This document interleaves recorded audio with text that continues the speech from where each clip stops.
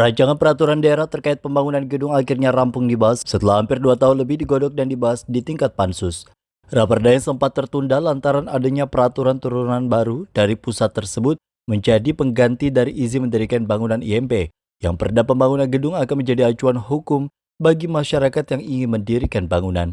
Melalui aturan ini, masyarakat yang ingin mendirikan bangunan tak lagi menggunakan IMB, namun dialihkan dengan proses persetujuan langsung dari pemerintah. Aturan diharapkan bisa lebih mengatur tatanan bangunan dan gedung yang akan didirikan agar sesuai dengan spek, serta tak ada lagi permasalahan lantaran pembangunan yang tidak sesuai dengan rencana.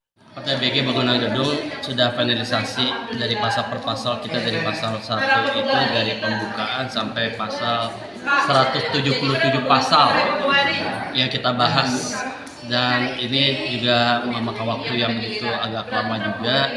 Tapi alhamdulillah pada hari ini, pada hari Selasa tanggal 7 sudah finalisasi, tinggal dibawa untuk diparipurnakan. Itu apa perubahan dari pasal sebelumnya itu apa ya? Yang dari bahan yang sebelumnya itu adalah peraturan daerah soal IMB, izin membangun. Itu semuanya itu tidak ada kesamaan. Jadi ini adalah produk baru yang digaungkan oleh pemerintah pusat untuk ke daerah ini, makanya jadi namanya itu diganti dari IMB menjadi BG.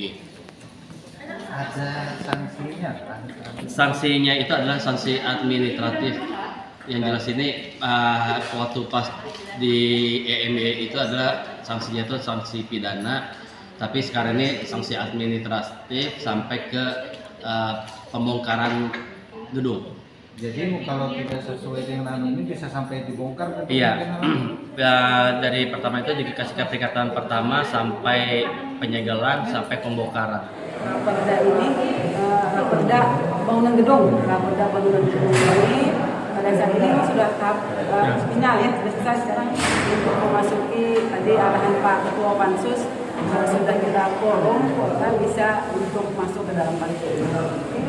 Bu, ada poin yang pentingnya nggak di perda ini? Poin pentingnya memang ini kan menyongsong dari PP 16 2021 ya, yang sudah jadi besar terkait misalnya perubahan dari dulu namanya izin mendirikan bangunan menjadi persetujuan bangunan gedung.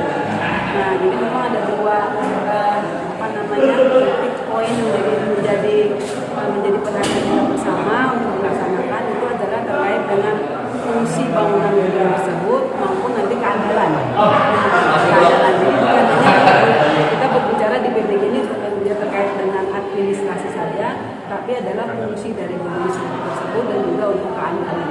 Bu, ini ada retribusi kita jadinya lah Bu?